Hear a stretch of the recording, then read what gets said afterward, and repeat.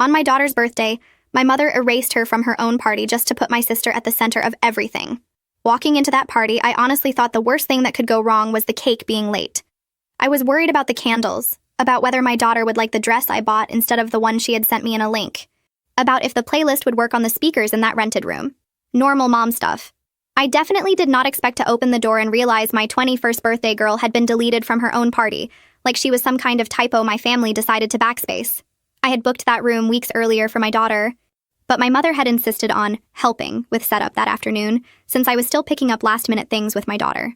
The staff knew her, knew she was my mother, and assumed she was there for the same event. By the time we arrived, she had already gotten into the room, swapped out the birthday decorations, and turned the whole thing into my sister's shower like it had been the plan all along. The first thing I saw was the color. That shade of soft baby pastel that screams new life and fresh beginnings, and all those cute little quotes people put on pictures of tiny socks. There were balloons everywhere, little booties hanging from the ceiling, a giant sign that said, "Welcome, little one," in huge letters, and not a single thing that mentioned my daughter or her birthday. For a second, my brain tried to rearrange the scene, like maybe there was another room where the actual party was. Maybe this was some mix-up. Maybe I was early and they were still decorating, but then I saw my mother standing in the middle of it all, smiling like she had just solved world peace. My sister was there too, of course, hand on her very pregnant stomach, soaking in every compliment like sunlight. People were hugging her, touching her belly without asking, laughing about how fast life moves and how blessed our family was. My daughter was standing off to the side next to the door, clutching the little gift bag we put together for her friends, the one that said 21, in glitter letters we glued on the kitchen table the night before. She looked like someone had picked her up and dropped her in the wrong movie. Nobody was looking at her. Nobody was saying happy birthday. They were all saying congratulations to my sister, thanking my mother for such a beautiful shower, asking when the baby was due. My mother spotted me and waved with that bright, practiced smile she uses when she knows someone is watching. She walked over like this was all totally normal and said, "You made it. Good. We were waiting on you." Like I was late to her show instead of staring at the corpse of my kid's birthday. When I opened my mouth, all I could manage at first was, "What is this?" Which sounded stupid even to my own ears because obviously I could see what it was. My mother tilted her head, all innocent, and said, "The shower, what else?" Everything lined up perfectly. I did not even have to change the date on the reservation. It is like the universe wanted this. Behind her, I could see my daughter's face fall in a way that is burned into my brain forever. She had put on makeup for this. She did her hair, which she almost never does. She bought a new dress on sale and asked me 3 times if it looked okay. I had told her yes every single time, because it did. It looked more than okay. She looked like the version of herself she barely lets the world see, and here she was, invisible. I wanted to scream.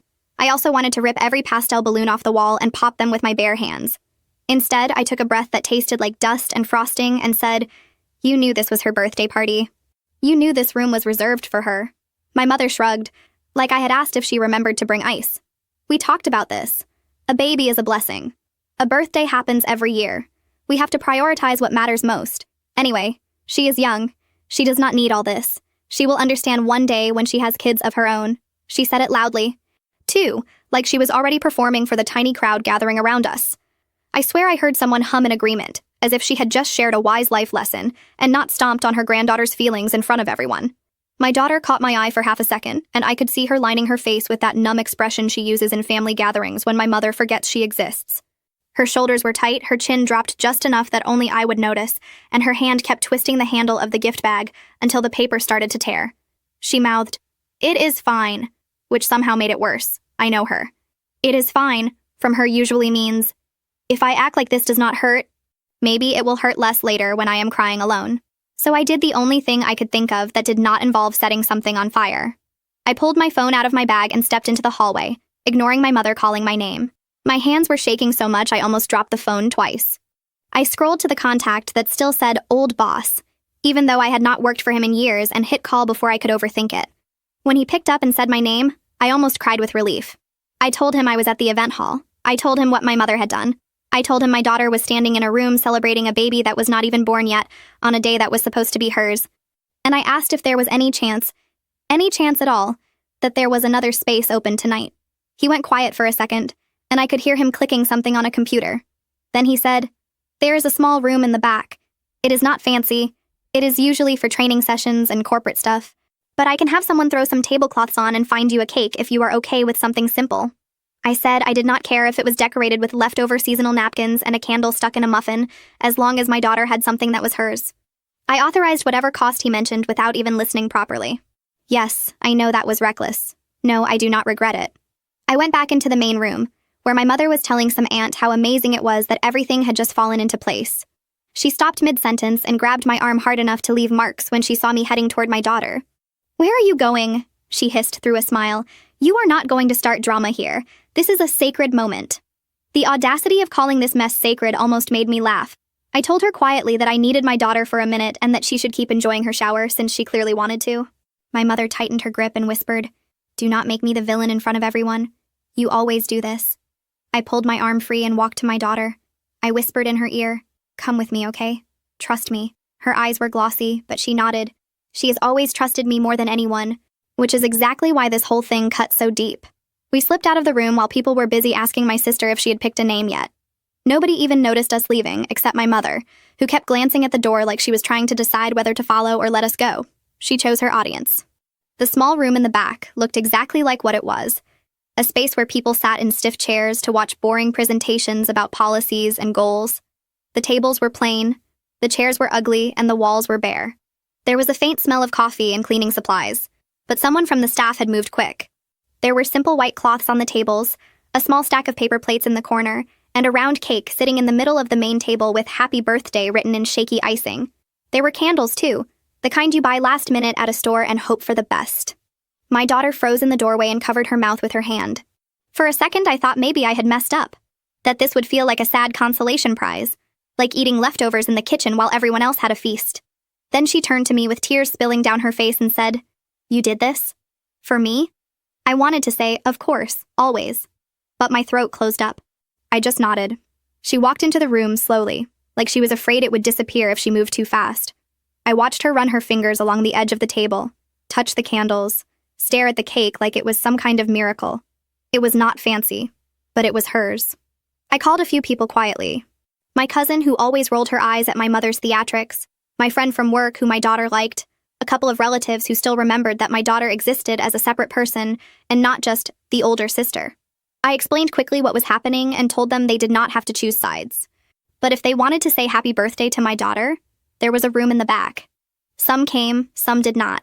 The ones who came brought awkward smiles and small jokes and hugs that lasted a little longer than usual. We sang happy birthday. My daughter blew out the candles and made a wish she would not tell me, but I could guess. I stood behind her with my hands on her shoulders and tried not to cry on her hair. Of course my mother found out. She always finds out. She walked into the room halfway through the cake, looked around at the plain walls and the mismatched plates, and somehow still made it about her. She did not burst into tears or apologize or even look a little ashamed. She crossed her arms, lifted her chin, and said, "So this is what we are doing now? Dividing the family?" Everyone went quiet. Forks hovered midair. My daughter shrank in her chair like she was 12 again. I felt something inside me snap that had been bending for decades. I stood up, which is something I had never really done with her, not like this. My voice shook, but I kept talking anyway. I told her this was not about division. This was about my daughter having her birthday acknowledged like any other person would want. I said out loud, in front of everyone, that she had erased her granddaughter from her own party. And that was not okay. My mother's eyes flashed that look I know too well, the one that says, "You are going to pay for this later." She said loudly, "You are disrespecting me in front of my own family, after everything I did for you." Same script as always. People shifted uncomfortably. Someone cleared their throat. Someone else suddenly remembered they had to get going. My mother said, "We will talk about this later," which in our family translates to, "You will be punished for making me look bad." Then she stormed out, heels clicking, hand on her chest like she might faint from the weight of my ingratitude. My daughter watched her leave and whispered, "Thank you," which was the only thing that stopped me from following my mother to say every cruel truth I had stored up since childhood. The next morning, my phone looked like it had been possessed. Dozens of messages in the family group chat, private messages from aunts, cousins, people I barely talked to, all buzzing with outrage I apparently deserved. My mother had beat me to it, obviously. She had already told the story, her version of it at least. And in her version, I had crashed my sister's baby shower, dragged people away to some secret room, and humiliated her on a day that was supposed to be about new life. The language she used was dramatic, all about betrayal and division, and a daughter who never appreciated her sacrifices. Screenshots started coming in of what she had posted on a social media app. A picture of my sister holding her stomach, surrounded by pastel decorations. My mother's arm around her like she was the one carrying the baby. The caption went on and on about unconditional love, about family being everything, about how hard she had worked to make that day special, only to have jealousy and bitterness try to ruin it. She did not say my name, but she did not have to. People in the comments were saying things like, "You are such a strong mother," and "Do not let anyone steal your joy," and "Your daughter will come around eventually." They were all talking about me without knowing half the story. My aunts messaged me privately telling me I needed to apologize, for the sake of peace, for the baby, for the future of our family. One of them even used that awful line, "She will not be here forever." You know, like I was supposed to ignore decades of favoritism and manipulation because my mother might someday die. By the way, people love using death as a tool to guilt you into compliance. It is wild. My cousin, the one who had come to the little back room, sent me a voice note saying she understood why I did what I did, but she also did not want to get in the middle. I could hear the fear in her voice. My mother knows exactly how to make people afraid of being cut off from her version of family. A few days later, I sent my old boss a long message thanking him for saving that night. He replied that in all his years running that event hall, he had seen too many families ruin celebrations over ego, and he was glad he could help make one thing right. That small kindness from someone who barely knew us meant more than 100 half-hearted apologies from people who should have protected my daughter in the first place. Even my sister sent me a message.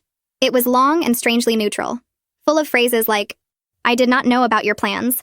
I thought it was just a family gathering," and "I did not want to hurt your daughter," and "I hope we can move past this for the sake of the baby."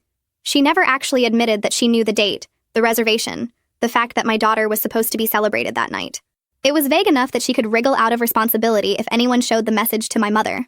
My daughter read it over my shoulder and said, "She is scared of her," which was true, but it also made me mad. Being scared does not excuse stepping on people for comfort. I went to work that day exhausted. I had barely slept. My daughter had cried herself hoarse in her room, and I had sat on the floor outside her door feeling useless. At my desk, my eyes started burning right away from the screen, and my stomach felt like I had swallowed a handful of rocks. I thought I could at least escape for a few hours in boring tasks and office gossip. But my mother had other plans. Around mid-morning, my manager called me into her office with that careful look people get when they are about to say something weird and do not know how you will react. She said, "I got a call from your mother this morning." My whole body went cold. I literally felt my palms sweat instantly. Apparently, my mother had decided that if she could not control me in the family group chat, she would try the next best thing, my paycheck. She had called my job, told my manager she was worried about my emotional state after a serious family conflict, and suggested I might need time off because I was not myself, and maybe not safe to be around clients. I could feel my pulse in my teeth. My manager looked uncomfortable and said she knew it was not really her business, but when a parent calls sounding scared, she had to at least check in. I explained in the calmest voice I could manage that my mother was using concern as a weapon and that I was fine to work. I could tell my manager believed me. But the fact that the call had happened at all felt like a violation. It did not stop there. My daughter's university reached out a couple of days later. Apparently, my mother had called them too, left some dramatic message with a counselor about her granddaughter being in the middle of a toxic situation at home and acting out because of me. My daughter got pulled aside after class by some well-meaning advisor who asked if everything was okay at home, if she felt safe, if she needed resources. My daughter wanted to sink through the floor. She had to explain the entire mess to a stranger just to convince them that the problem was not her. It was the woman calling every institution in our lives like some kind of emotional arsonist. At church, where my mother is basically treated like the patron saint of suffering mothers, people started coming up to me with those pitying eyes. They would say things like, "Your mother loves you so much. She is really worried." And, "Family is complicated, but you only get one mother." She had clearly already done her tour, telling the story with herself as the misunderstood victim and me as the cold, ungrateful daughter who could not put differences aside for the sake of the baby. She always leaves out the part where she lit the match. It was around that time that the other fun surprise showed up in my mailbox. Well, not exactly my mailbox at first, which was part of the problem. I started getting texts from companies about statements available for an account I did not remember opening. Then a bill showed up for a store card I was pretty sure I had never applied for, with purchases I definitely had not made. At first, I thought it was some random identity theft thing that happens when your information leaks somewhere online. I called the customer service line, sat through the usual maze of automated menus, and finally got a real person. They told me the card had been opened recently, in my name, with my social security number, and then casually mentioned that the mailing address on file was my mother's. That was when my brain did that slow, sinking thing again. I asked them to repeat the address. They did. It was my mother's house. I felt my hands go numb. I asked when the change of address had been submitted. They told me it had gone through right around the time all the family group chat drama started. I hung up with that forced polite thank you give to customer service people even when you want to scream, then called the post office. Turns out someone had requested that my mail be forwarded too. Not everything, but enough. Some bills. Some official letters. Not enough to be obvious right away, just enough that certain things would slip through the cracks and make me look careless. I wish I could tell you I caught my mother red-handed, that there was camera footage of her filling out the forms or a signed document with her handwriting. There was not. It was all traces and hints and timing. The kind of thing that would make any lawyer say, well, we can suspect, but we cannot prove it. Meanwhile, I had late fees popping up on accounts I did not even know were being rerouted, and debt attached to my name for stuff I had never touched. My daughter sat with me one evening at the kitchen table as I tried to sort through everything, and she said quietly, "She wants everyone to think you are out of control. Late on bills, unstable at work, unreliable as a mom." Hearing it out loud like that made my stomach twist. The text message from my sister that changed a lot of things came a few days later. It was short at first. "Can I come over?" No emoji, which is how I knew she was serious. I almost said no. I almost blocked her. Instead, I told her to come by when my daughter was at class, partly to protect my kid and partly because I did not want witnesses if I lost it. My sister showed up with her face pale and puffy, hair thrown up like she had been crying for hours. She stood in my doorway like she was on my front step when we were children and had broken something inside, waiting to see if I would cover for her. She sat at my table and stared at her hands for a long time before she said anything. Then she finally said, "Mom knew." Just those 2 words, like a confession she had rehearsed in her head all night. She said my mother had known for months that the hall was booked for my daughter's birthday, that she had seen the reservation email, that she had even talked about maybe doing something together, and then quietly shifted her plans into taking over the whole date. My sister admitted that when my mother suggested doing the shower that same night, she had hesitated for about half a second, and then said yes, because, and this is where she broke a little, for once I was going to be the center. She talked about growing up in the same house but a completely different universe. She said my mother always talked about her as the blessing, the miracle, the one who saved her from loneliness, while I was the one who made her a mother before she was ready. She admitted she had liked being the favorite, that she had liked how my mother bragged about her, posted pictures of her, bought her things, defended her, while I got the lectures and the guilt trips. She never questioned it much because why would she? Being the golden child feels good. It is a warm coat. It is also a trap, but you do not see that part until later. She said she had not wanted to know the details of my daughter's party, because if she knew, she could not pretend ignorance. She kept saying, "I did not know, not really," and then immediately correcting herself, "Okay, I kind of knew. I just did not want to think about it too hard." She admitted she had seen my daughter cry as a kid after some event my mother had ruined or overshadowed, and had walked away because she did not want to be in the middle.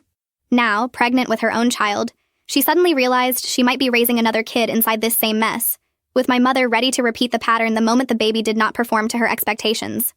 I listened, and I believed her, mostly. I also wanted to scream. I wanted to shake her and ask why it took a baby inside her body to make her see what my daughter and I had been living all along. She asked me not to tell my mother what she had said because she was terrified of being cut off. She still lives near my mother. She still depends on her for money, for childcare promises, for approval. She keeps saying she will move out and set boundaries when things settle down, which is code for never. Before she left, she hugged me, and for the first time in a long time, it felt like we were on the same side, at least for a moment. That moment did not last long. I wish it had. A couple of nights later, after a long day of dealing with banks and customer service and pretending to smile at work, I snapped. My phone kept lighting up with new messages in the family group chat. More comments under my mother's posts. More vague quotes about ungrateful children and mothers who suffer in silence. I felt my chest tighten, my hands tingle, that buzzing in my ears that means I am about to do something impulsive. I opened the group chat, took a deep breath, and wrote a message that was way too long to be healthy. I laid everything out. I wrote about my daughter's birthday. I wrote about the reservation, the decorations, how my mother had erased my kid from her own celebration. I mentioned the back room, the cake, the fact that some of them had been there and knew exactly what had happened. I wrote about the store card, the mail, the calls to my job, and my daughter's school. I even wrote that my sister had confirmed that my mother knew months in advance and had done it anyway. I did not name her, but everyone could connect the dots. I hit send before I could talk myself out of it, my heart pounding so hard I could feel it in my throat. The chat went quiet for a minute, which felt like an hour. Then the replies started. Shock, obviously. But not the kind of shock that turns into, "Oh my God, we did not know, how could she do that?" No. It was more like, "How dare you air family business in here?" And, "This is not the place for this kind of talk." And, "You should not drag your sister into this." My mother replied with a long voice note where she cried loudly for effect, talked about how she had tried her best as a mother, how she sacrificed so much, how she could not believe her own daughter would accuse her of fraud and sabotage. She did not address a single specific thing I said. She did not deny it either. She just drowned everything in tears and guilt. My sister, the same sister who had sat at my table confessing everything, jumped into the chat too. She said she never said any of that I was twisting her words, that she had no idea about the reservation, that she was devastated to be used as a weapon against our mother in her time of joy. I felt my stomach drop as I watched her throw me under the bus to protect herself. My daughter sat next to me reading every message, and I could see her face hardening in real time. That was the night she stopped calling my grandmother for a long time. One by one, my relatives started sending me those final little messages that basically mean, "I am choosing the safer side." Some blocked me altogether. Others sent something like, "I love you, but I cannot be part of this drama," which is hilarious, because they have no problem being part of my mother's drama as long as she is the one telling the story. My mother took screenshots of my long message and sent them privately to a few people as proof that I was unhinged. She called the owner of the hall too, tried to pressure him into saying he had offered the extra room out of nowhere, and that I had insisted on creating a separate event. He, thankfully, is one of the few people who is not afraid of her. He texted me to let me know she had tried, which I appreciated more than he will ever know. After that explosion, the silence from my family was almost worse than the shouting had been, except for my father, who finally decided to show up again, like a ghost who remembered he used to live here. He called me one evening, his tone weirdly casual at first, asking about work, about my daughter, like maybe he could pretend the last decades of distance were a misunderstanding. Then he said he had seen the messages, that my mother was very upset, that things had gone too far. He said he wanted to give me some context, as if context would make any of this okay. He told me that when I was born, my mother had wanted something else. Not exactly a different gender, but a different life. She felt trapped, he said, too young, too overwhelmed, not ready. Apparently she had told him more than once that she wished she could have had a fresh start later. When my sister came along, years after me, when things were more stable and she felt more in control, that baby became the symbol of the life she wished she had had all along. That was why, according to him, my sister became the favorite. He said it like it was tragic but understandable, like that made decades of unequal treatment into some kind of sad romance instead of what it really was. Abuse. He also told me something I had not known about my graduation day. Apparently, when I was in high school and my big ceremony came around, my mother had called half the family that morning and told them there was some emergency with my sister, that she needed their help and they might not make it to the graduation on time. He said he had begged her to stop, that she had insisted my sister needed her, that it was not that big a deal if a few people missed my ceremony. A few turned into most. I remembered looking out at the seats and feeling that familiar hollow ache, but I had told myself people were busy, that it was just bad timing. Hearing that she had actually created a competing crisis for attention that day made me feel like I was chewing glass. He kept talking, saying he had always seen the difference, that he had tried in his own way to be there for me, that divorce had complicated things, that he did not want to fight with my mother. He used the word coward about himself, which honestly, I agreed with. Then he pivoted into the same script everyone else had been reading from. He said, "But she is still your mother. She has done a lot wrong, I know, but she is getting older. Do you really want things to stay like this if something happens to her?" He was asking me to fold, to swallow it all again, to be the bigger person, to go make peace with the woman who had turned my life into a series of carefully timed erasures. When I told him I was done, that I was not going to subject myself or my daughter to that anymore, he sighed and said, "You are being difficult, like always." Difficult. The word echoed in my head for hours. I thought about all the times I had been called that as a kid for crying when my mother forgot me somewhere, for complaining when she took my sister shopping and left me at home, for daring to ask why my birthday parties always seemed to get overshadowed by something more important. Difficult is what they call you when you stop letting them walk all over you. After that call, after the identity theft mess, after the job drama, after the birthday that was not really a birthday, I realized I was holding on to a life that was actively hurting us. My daughter started talking more about leaving, not just our neighborhood, but our entire city, maybe even the state. She wanted to apply to programs farther away, in places where my mother did not know anyone, where the family gossip web could not reach so easily. I wanted to laugh at how naive that sounded, but I also wanted to believe in it. I started looking at job postings in other branches of the company I worked for. I looked up rental prices in other cities, ran numbers on my phone late at night when my daughter was asleep. I went to see a lawyer at one point. mostly because I needed to know if there was anything I could do about the financial damage. Sitting in that office felt weird, like I was about to confess to a crime I did not commit. I told the lawyer about the store card, the address changes, the phone calls. She listened, took notes, and then gave me that look people give you when they are about to tell you something you are not going to like. She said the fraud was small, technically, depending on how the investigation went. She said proving my mother had done it without hard evidence would be nearly impossible. She said we could try to get the charges reversed, have the accounts closed, repair my credit, but going after my mother legally would be a long, expensive, emotionally draining process with no guaranteed outcome. I sat there and thought about spending years in court with a woman who had already taken so much from me, and I felt tired down to my bones. So I shifted focus. Instead of trying to make the world see what she had done, I decided to protect what I could. I called every company, every institution, every office I needed to, armed myself with passwords and security questions, locked everything down. I told my daughter to never give out her social security number to anyone, especially not family. I put alerts on my credit file. I reported what I could. I wrote everything down, dates, times, names of people I spoke with, in case I needed it someday. It was boring, unglamorous work, but it felt like building a fence around a small patch of land we could still call ours. It took about 4 months, but I got the fraudulent accounts closed and most of the charges reversed. My credit took a hit that will take years to fully repair, and no one could ever prove on paper who actually opened those accounts. But the timing told me everything I needed to know. I stopped waiting for a perfect piece of evidence and focused on making sure she could not do it again. While all this was going on, life refused to pause. My sister went into labor early. My mother sent a mass text that was basically, "Everyone pray, the baby is coming too soon." A few hours later, another message came through saying the baby had arrived and was in the nursery, small but strong. That was the first time in weeks my whole family group chat woke up again with excitement. Pictures started flooding in. My sister in a hospital bed, exhausted and glowing, my mother holding the baby like a trophy. Relatives lined up to meet the new addition. My daughter and I sat on our couch and watched the entire thing unfold on our screens like we were viewing a show we had not been invited to. Somewhere in the flood of messages, my mother slipped in one specifically for me. It said, "I hope you are happy. All this stress you caused almost took my grandchild from me." That was the moment I realized she was never going to stop. In her mind, I was now responsible for everything that ever went wrong in that family. If the baby had been born late, it would have been my fault. If my sister cried once during pregnancy, it would have been my fault. She sent that text knowing I would carry it around like a stone in my chest if I let myself.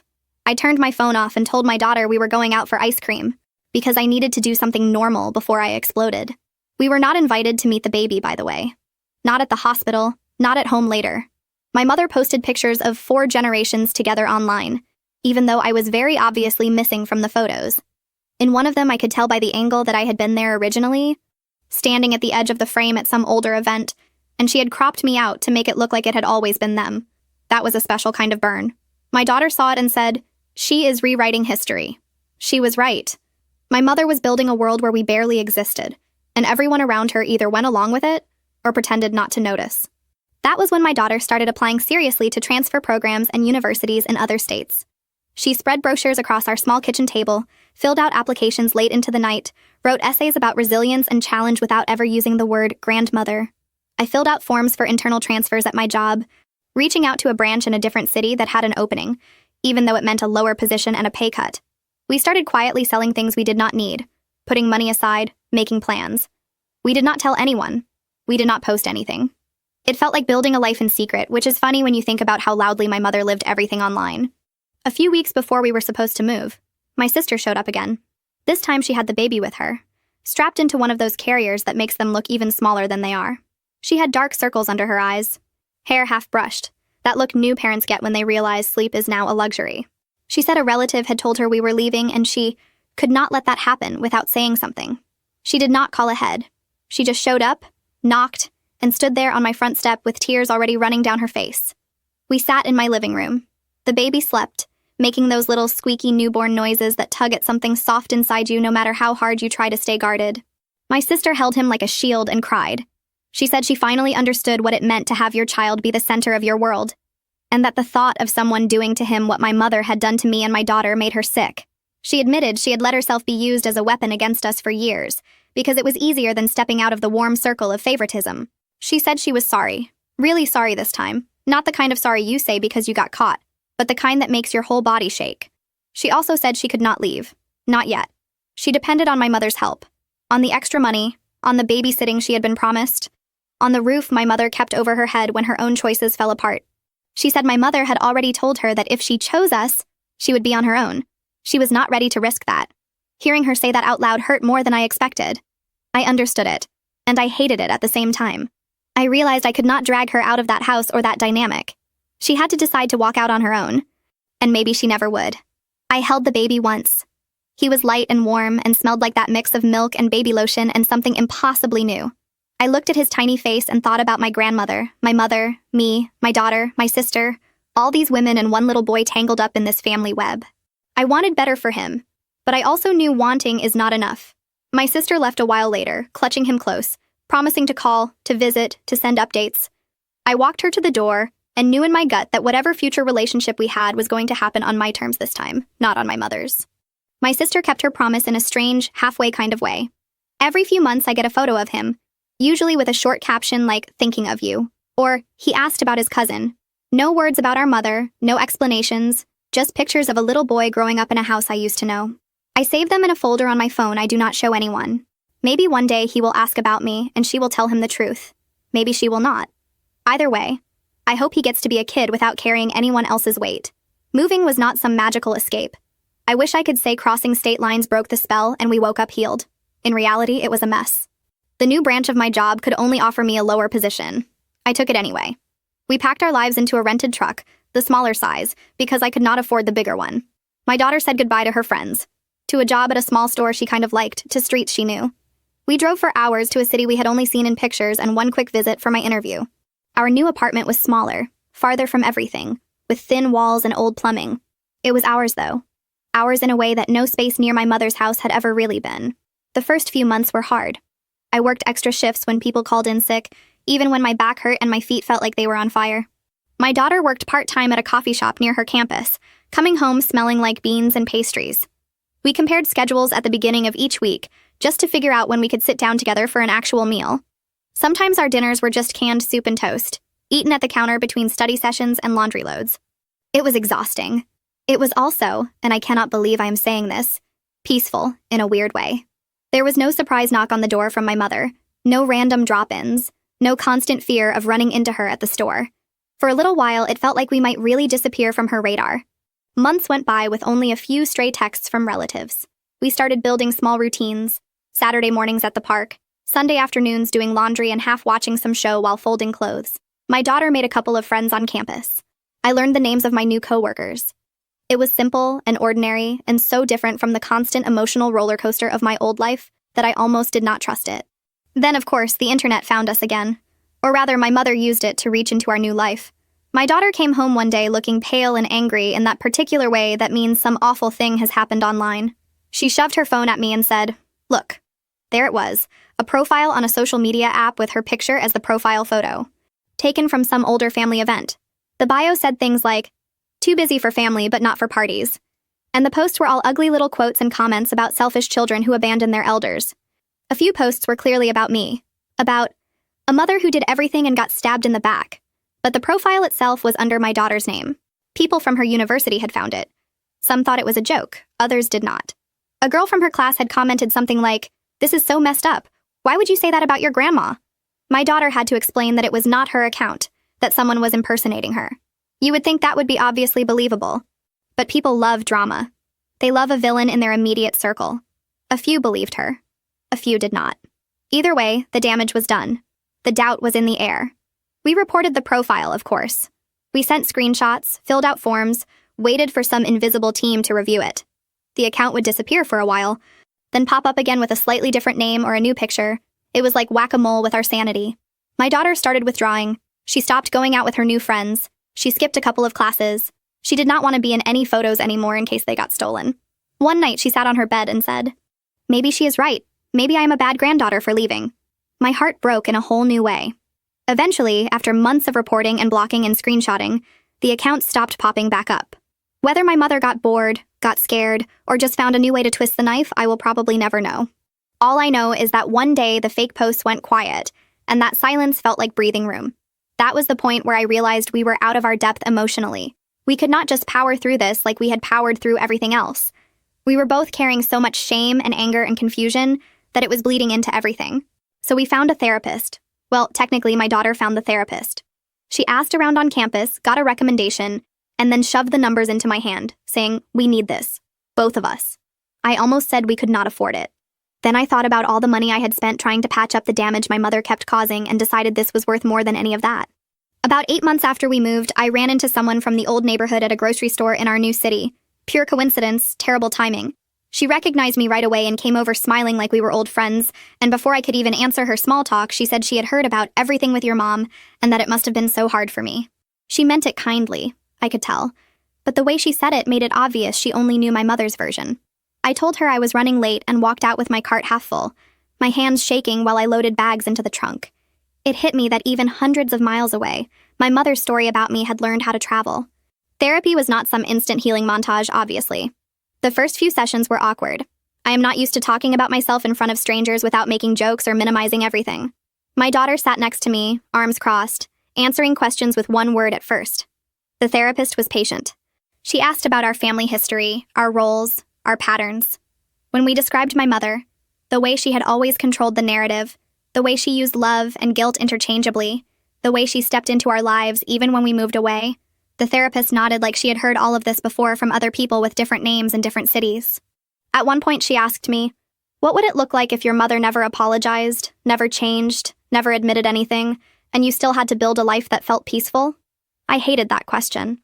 I wanted the version where my mother eventually had some epiphany, maybe on a hospital bed or in a crisis, and suddenly realized how much she had hurt me. I wanted some grand confession, some public acknowledgement. I wanted her to post on her beloved social media app and say, "I lied about my daughter." The therapist gently told me that was unlikely. She said I had to decide if I wanted to spend the rest of my life waiting for something that might never come, or if I wanted to start building something inside myself that did not rely on my mother's approval. My daughter opened up more too. She talked about how she had grown up watching me shrink around my mother, how she had learned early that keeping the peace meant letting things slide. She admitted she sometimes resented me for not standing up for myself sooner, even though she also understood now how complicated it all was. Hearing that stung, but it was fair. I had taught her, unintentionally, that love meant tolerating whatever someone did to you as long as they were family. Now I was asking her to unlearn it at the same time I was trying to unlearn it myself. We did not walk out of therapy with a neat plan. What we did walk out with, slowly, over months, was a clearer sense of what we could control. We could control how much contact we had with my mother. We could control what information we gave her. We could control whether we engaged with her posts or messages. We could decide that not responding was not the same as losing. We could build routines and traditions that were just ours, even if they did not look like the big family gatherings my mother liked to post about. A year after we moved, things looked different. Not perfect, not healed, but different. My daughter finished her first year of college with grades so good she landed on some list for high achievers. She got a small internship in her field, unpaid but promising, and she was excited in a way I had not seen in a long time. I got a bit of recognition at work for a project I had taken on when someone else flaked. It was nothing huge, no promotion or anything, but my manager wrote an email to the whole team praising my work. It sounds silly, but seeing my name there attached to something good that had nothing to do with my mother felt like getting a new puzzle piece of myself back. We celebrated with takeout and a small cake from a bakery near our apartment. We lit a candle, just one, and wished for boring, steady days. My daughter laughed when I said that. She said, "You are the only person I know who wishes for boredom." And she is right. I do. Boredom sounds like safety to me now. During that little celebration, my phone buzzed on the table. I almost ignored it, but the preview of the notification caught my eye. It was a screenshot from a cousin. My mother had posted something again. I opened it, even though I knew I should not. It was an old picture from the birthday disaster night, edited to look soft and nostalgic. My mother and my sister, both smiling, my sister's stomach just starting to show. The caption talked about missing those days, about her broken heart over a family that used to be so close until bitterness came in. The comments were exactly what you would expect. People telling her she was strong, that she had done her best, that maybe one day her daughter would come back. Some of them were relatives I had once trusted with secrets. Some were women from church who had told me in person that they understood why I was taking space. I stared at the post for a long time. My daughter watched my face and asked softly, "Is it bad?" I showed it to her. She rolled her eyes and said, "She is doing her whole saint act again." Something inside me still hurt. That 15-year-old version of me who had wanted so badly for my mother to post one picture where I was actually in the center. But the hurt did not take over the way it used to. It sat there next to the part of me that knew my mother was never going to tell the truth, and somehow, for the first time, those two parts could exist at the same time without tearing me in half. The call from my father about my mother being sick came a few weeks after that. It was late in the evening. I was washing dishes, hands in soapy water, when my phone started buzzing. I dried one hand on a towel and checked the caller ID. Seeing his name still makes me feel like I am 9 years old, waiting to see if he will actually show up this time. He said hello, asked a couple of surface-level questions, and then jumped straight into the reason for the call. He said my mother had gotten some diagnosis, something that sounded serious, the kind of thing people whisper about in waiting rooms. He said the family was rallying around her, like they always do, bringing food, offering rides, posting on social media about strength and faith. Then he said, "She wants to see you. She is hurt that you moved away, and now with this, she keeps saying she might not have much time. Everyone thinks it would mean a lot if you came back. You are the oldest. It is your responsibility." There it was. Responsibility. Duty. The unspoken rule that because I was born first, I had to absorb all the pain. He did not ask how I felt about it. He did not say he understood why I had pulled away. He did not acknowledge any of the things she had done. He went straight to, "You will regret it if you do not come." He said I should not let pride keep me from my mother's bedside. Pride. That word sat bitter on my tongue. Pride is what they call it when you finally grow a spine. My daughter was standing in the doorway to the kitchen, listening. She could hear every word because our apartment is too small for secrets. I could feel her eyes on me, waiting to see if I would fold. If I would say, "Okay, tell her I am coming," and book a ticket back to the place where I had spent most of my life shrinking. Part of me wanted to. Not because I suddenly believed my mother deserved my presence, but because the script was so familiar. I have spent my whole life saying yes when everything in me was screaming, no. Saying no felt like walking off a cliff. I asked my father one question. I said, "Did you tell her what she did to us?" There was a pause on the line, just long enough to feel like an answer. Then he said something vague about how now was not the time to rehash old wounds, that what mattered was that she was sick, and I was her daughter. He said if I did not come, the rest of the family would never understand. They would see me as cold, unforgiving, selfish. He listed all the roles I would fail at by staying away. Bad daughter, bad sister, bad example to my own child. I looked at the sink full of dishes, at the apartment we were slowly making a home out of, at my daughter's face. I thought about all the nights my mother had slept fine after making me feel like I was broken. I thought about my daughter crying because of that fake profile, about her humiliation at school, about the birthday party that was almost stolen. I thought about how walking back into my mother's house now, in this new role of comforting daughter, would mean stepping right back into the cage I had just barely managed to climb out of. So I said no, not dramatically, not with a speech. Just a simple, clear no. My father tried again, raised his voice a little, accused me of letting anger ruin everything. He said I was throwing away my chance at peace. I told him calmly that my peace did not require my mother's participation, that I hoped her treatment went well, that I did not wish her harm, but I was not coming back to play the part everyone had written for me. He was shocked. I could hear it in the silence that followed. Then he muttered something about me being impossible and hung up. He tried calling twice more over the next few weeks. I let both calls go to voicemail. In the second message, he sounded tired, almost small, and said he understood why I was doing this even if he did not agree. After that, silence. The silence felt like its own kind of answer. After I set the phone down, my hands were shaking so hard I had to lean on the counter. My daughter walked over, wrapping her arms around me. She said, "You really did it." I asked what she meant. She pulled back just enough to look me in the eye and said, "You broke the pattern. You chose us over them. Over her." I did not feel brave. I felt like I might throw up. I also felt something new, like a tiny, stubborn seed of relief taking root somewhere deep inside my chest. I found out later, through a cousin who still messages me sometimes, that my mother's illness was serious but treatable. She went through her treatment surrounded by the people who were still willing to orbit her, and according to the photos that slipped through, she made a full recovery. In their version of the story, she survived in spite of the stress I caused, not because she had a whole room of willing helpers. By the time I heard that she was doing well, the narrative about me had already hardened into something ugly and dramatic, and I had no interest in correcting it for them. I know what my family will say about me now. They will tell the story of how my mother got sick and her oldest daughter never came. They will talk about me like I am some heartless villain who abandoned a dying woman. They will tell that version at every holiday, every church gathering, every coffee date, until it becomes the only truth they know. My mother will use it as proof that she was always the victim, never the instigator. My father will sigh and say he tried. My sister will stare at her plate and say nothing. What they will not tell anyone is that for years I chased my mother's love like it was air, and she held it just out of reach on purpose. They will not talk about the parties she ruined, the milestones she overshadowed, the secrets she spread. They will not mention the bills in my name she let pile up. They will not say how many times she called my job to complain or my daughter's school to stir things up. They will not admit that the woman they call strong and selfless used her power to crush the people who loved her whenever they stopped doing exactly what she wanted. But my daughter will know. I will know. When she has kids someday, if she chooses to, she will know what it looks like to set a boundary and mean it. Even when everyone calls you cruel. She will know that love does not mean letting someone destroy you over and over, just because they share your blood.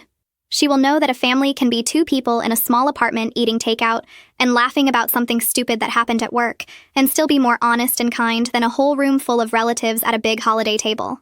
Sometimes, late at night, I still scroll through my mother's public posts. I watch her perform her pain for an audience that claps on cue. I see the comments about forgiveness and second chances and unconditional love and feel that old familiar pull.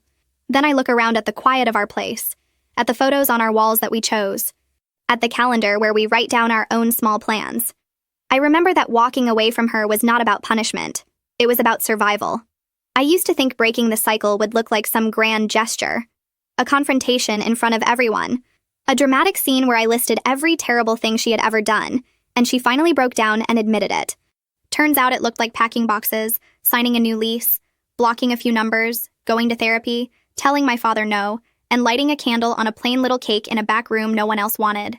It looked like loving my daughter enough to let them call me difficult, ungrateful, cruel, if that is what it took to keep her from becoming me. If that makes me the villain in their version, fine. In mine, I am just a tired woman who finally stopped auditioning for a role that never should have existed in the first place. We did make our own little traditions, by the way. They are not fancy, but they are ours. On my daughter's next birthday after the disaster, we did not invite a single relative. We booked a tiny room at a community center in our new city and filled it with cheap decorations we picked out together. She invited classmates, a couple of friends from work, a neighbor from down the hall who always holds the door for her. We ordered too much food and bought a cake that actually said her name, spelled right, in bright icing. When we sang happy birthday, nobody was looking past her at someone else. Later that night, after everyone left and we were cleaning up, she said quietly, "I did not miss them." I believed her. I realized I had not missed them either. I missed the idea of family I never actually had. A few weeks after that birthday, my daughter told me about a conversation she had with a girl from her class. They were sitting in some drafty study room eating vending machine snacks when the girl said, "Your mom